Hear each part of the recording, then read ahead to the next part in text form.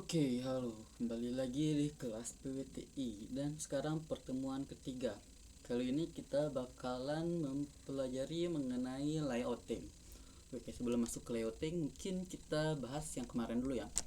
Nah, kemarin itu kita sudah buat sedikit tentang HTML ya. Itu ada beberapa tag kayak tag H1, image, dan P. Untuk image ini mungkin gak bakalan nampil apa-apa ya, karena kita nggak masukin gambarnya gitu. Ini cuma sebagai contoh. Nah, yuk kita coba jalankan.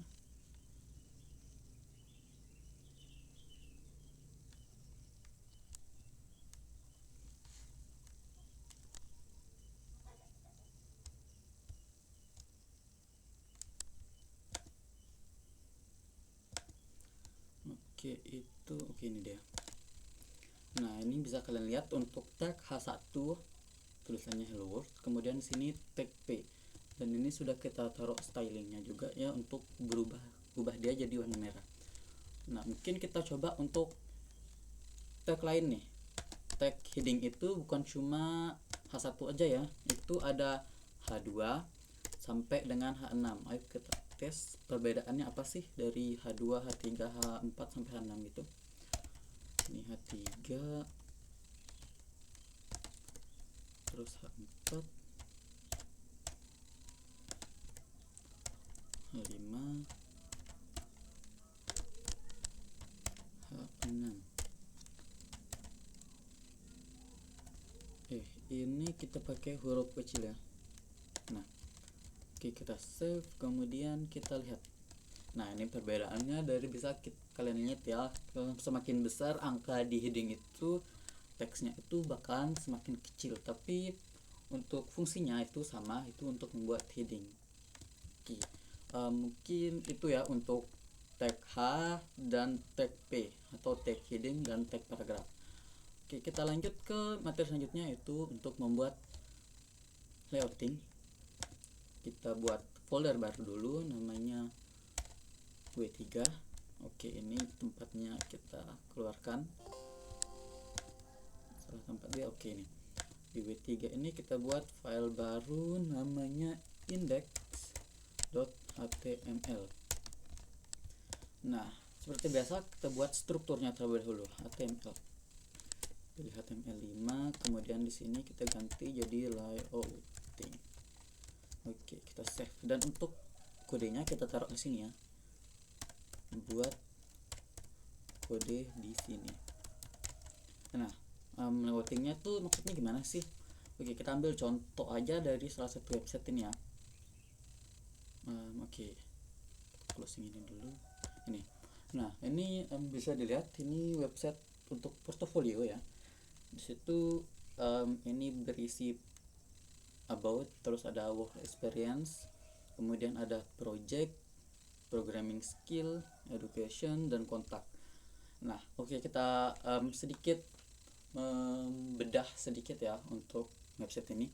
Nah, pada bagian atas bisa kalian lihat ya, yang ini, yang isinya menu itu yang tetap pada di bagian atas itu kita sebutnya navbar atau navigasi bar. Itu nanti isinya menu-menu, jadi ketika kita klik itu dia bakalan mengarah ke bagian-bagian yang ada di halaman tersebut, misalkan ke work experience, ke project, skill, education, kontak.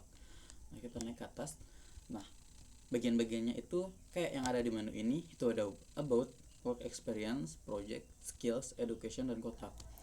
Nah, itu nanti berarti dalam satu halaman HTML ini kita bagi jadi 1, 2, 3, 4, 5, ada 6 bagian gitu ya, 7 sama navbarnya juga. Nah, jadi kita bakalan layouting seperti ini gitu. Mungkin nanti ada layouting lain juga.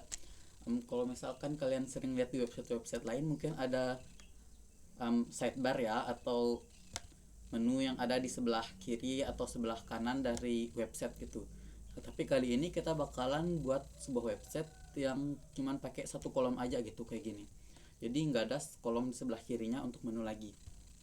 Oke, kita langsung coba aja. Nah, tadi bisa kita lihat ada beberapa bagian ya. Nah, untuk membuat bagian-bagian di dalam HTML itu biasanya kita menggunakan tag yang namanya div atau division. Nah itu kita buat sebanyak 7 tadi ya, kita copy paste aja 4, 5, 6, 7. Yang pertama itu kita kasih nama navbar, yang kedua itu ada about, kemudian ada work experience atau pengalaman, aboutnya ganti ke tentang aja ya, tentang pengalaman. Terus ada project skills, project skills, kemudian ada education dan kontak, education kemudian kontak. Nah ini sudah kita buat beberapa bagian atau beberapa divisinya gitu, sesuai dengan berapa banyak yang kita mau buat. Kita lihat lagi di sini untuk yang sudah kita buat. Oke, ini di W3 ya.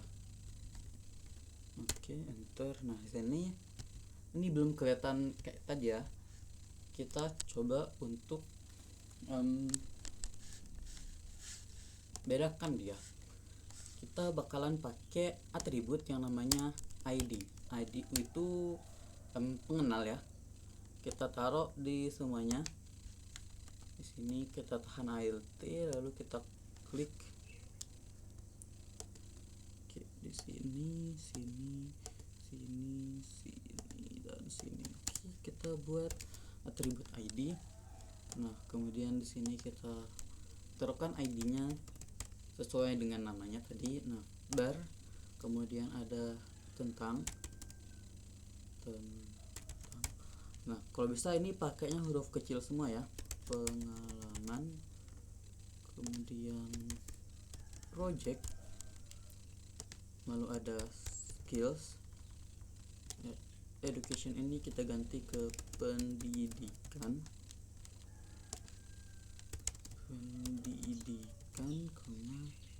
kemudian ada kontak,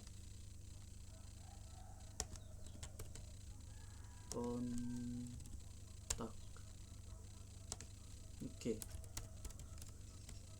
Nah, gunanya ID ini untuk apa sih? ID itu untuk pengenal. Nanti bisa kalian gunakan kalau kalian misalkan mau styling, tapi biasanya itu gunakan untuk pengenal aja sih itu. Oke, kalau kita lihat di sini masih belum ada perubahan. Oke, kita bakalan coba untuk styling dia gitu. Nah, kemarin kan kita sudah coba untuk styling pakai atribut ya, atribut yang namanya style. Nah, kali ini kita stylingnya nggak pakai atribut ini lagi, kita bakalan pakai tag. Nah, itu tempatnya kita taruh di bawah title, di atas head di sini ya. Itu namanya style, nama tagnya. Oke, itu kita buat di sini. Nah, inilah guna dari ID tadi. Nah, kita misalkan untuk ID itu penggantinya kalau di styling itu pakai pagar ya atau hashtag gitu. ID-nya navbar. Oke, kemudian kita buka kurung kurawal. Nah, di sini kita taruh warna latar belakangnya yaitu background color. Oke, itu aja. Mark blue. Kemudian kita taruh untuk warna lainnya juga. Di sini ada tentang, background color, ini background color ya. Misalkan apa ya ini, warna yang bagus. Alis dulu ini aja. Kemudian untuk pengalaman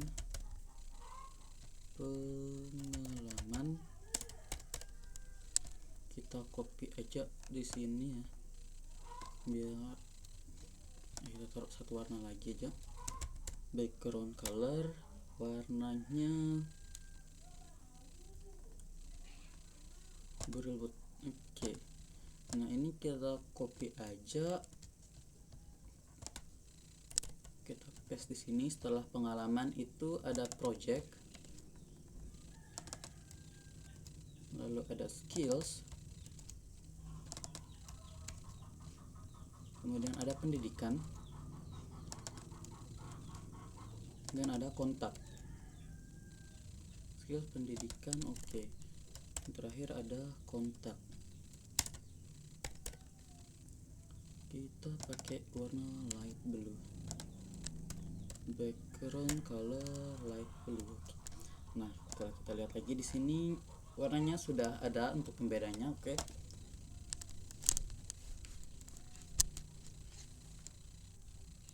Nah, sekarang kita isikan dia. Karena sudah ada pembedanya juga kan ya. Kita buat dari navbar. Style ini kita tutup aja dulu. Yang ini ya, kita nggak pakai dulu dia. Kita cuman buat dia untuk kasih pembeda aja.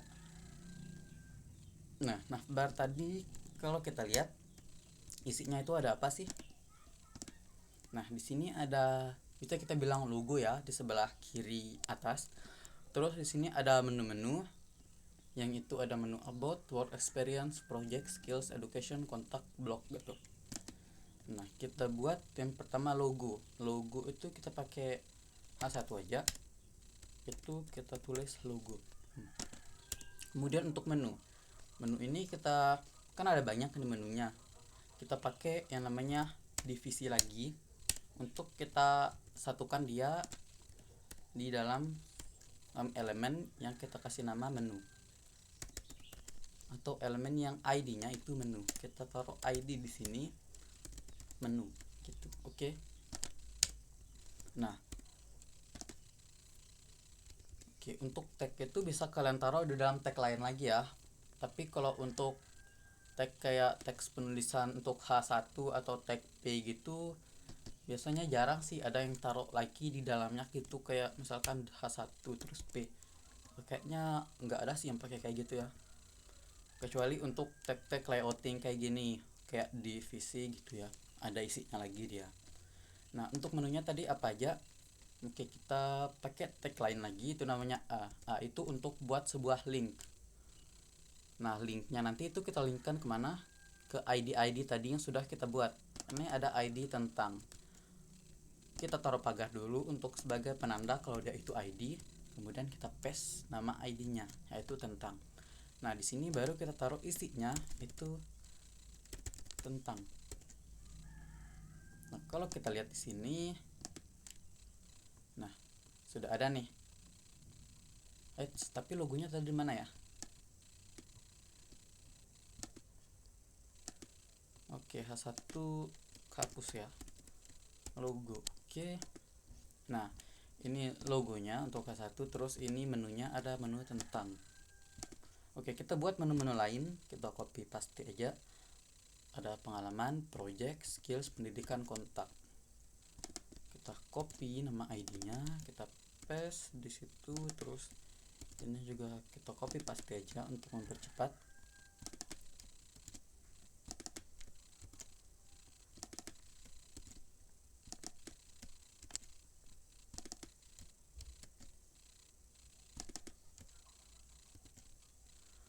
Project, skills,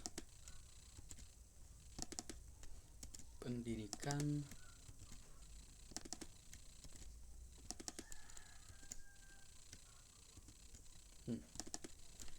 copy paste, dan yang terakhir itu ada kontak.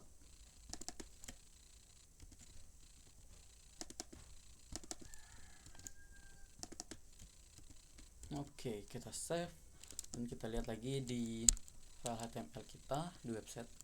Nah, ini sudah ada ya. Nah, kalau kalian lihat di sini itu beda kan ya. Nanti ketika kita klik yang mana, dia bakalan berubah untuk addressnya gitu. Nah, tapi di sini belum kelihatan kayaknya ya untuk isinya itu gimana. Jadi kita bakalan coba untuk buat biar tinggi dari setiap isi ini, setiap elemen ini kita buat tingginya itu biar bisa di scroll gitu ya. Kayak yang ini kan bisa di scroll nih, jadi kalau kita klik ini dia bakalan mengarah ke bagian-bagian tadi.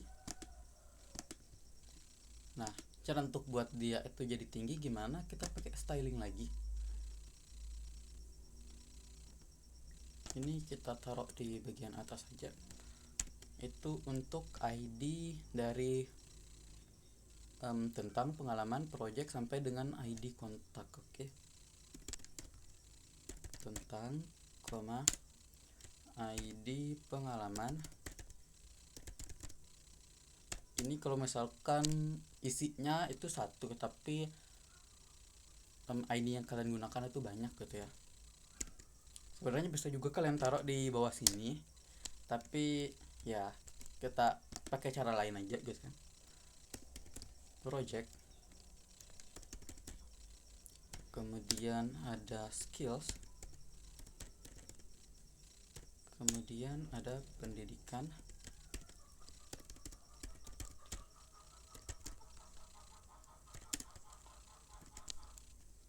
dan ada kontak.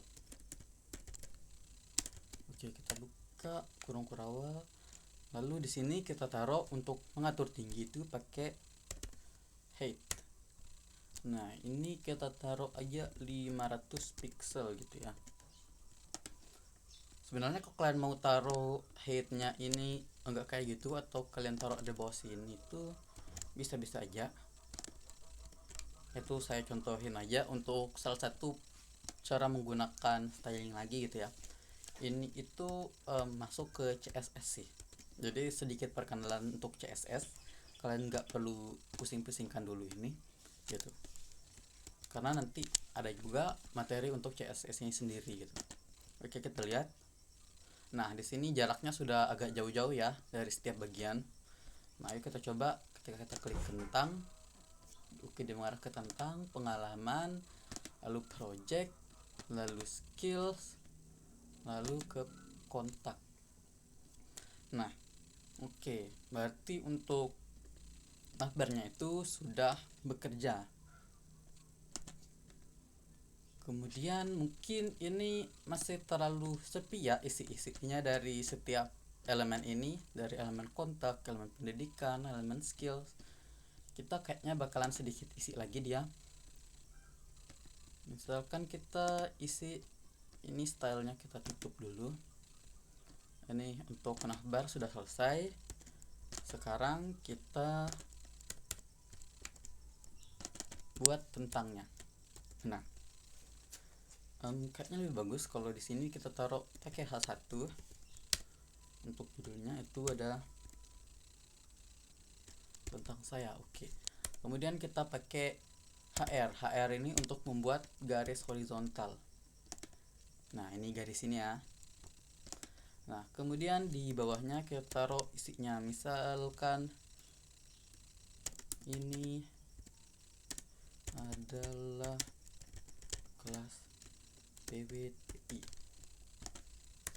Kemudian ada paragraf lain lagi, isinya apalah gitu, kita pakai lorem aja untuk panjang-panjangin teks. Nah, mungkin itu untuk tentangnya. Terus pengalaman kita atur kayak gitu juga pakai H1 dan HR. Ini kita ganti jadi pengalaman. Kemudian di project juga sama, kita paste terus kita ganti jadi project. Kemudian di skills saya ganti juga jadi skills. Kemudian di pendidikan kita ganti lagi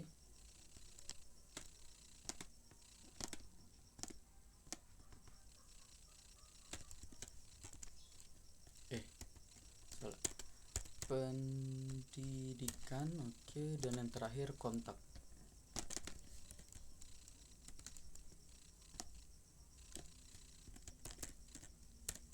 Oke, mari kita lihat gimana hasilnya. Nah, di sini sudah sedikit rapi ya. Nah, mungkin segitu dulu ya untuk satu lagi. Di sini saya mau kasih tahu satu hal lagi, itu ada yang namanya list. List itu ada dua, list yang terurut dan tidak terurut. Mungkin untuk list kita taruh di pengalaman. Nah, di sini. Nah, list itu tadi ada yang terurut atau ordered list, OL. Nah, misalkan gini. Ini itu list ya, kita komentar list terurut. Nah, di dalam OL itu ada li-nya atau listnya apa gitu. Misal pengalamannya saat SMA gitu, jadi OSIS. Jadi OSIS. OSIS, oke. Kemudian di saat kuliah itu pengalamannya itu misalkan masuk organisasi, masuk himpunan lah gitu ya, masuk himpunan. Nah, kita lihat di sini pengalaman. Nah, di sini dia bakalan ada nomornya secara otomatis. Tadi kita nggak buat nomor kan ya, kita cuma tulis SMA, pengalamannya OSIS gitu. Saat kuliah pengalamannya himpunan. Tapi di sini bakalan terbuat nomornya secara langsung. Itu untuk list yang terurut. Kemudian list yang tidak terurut gimana sih? Nah, list yang tidak terurut itu mirip-mirip juga. List tidak terurut.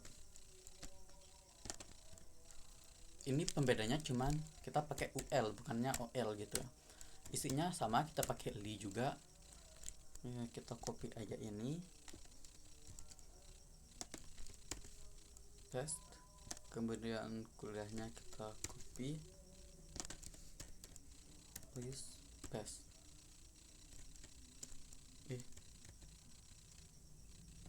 Ini sampai sini kita copy, lalu kita paste. Oke, kita save.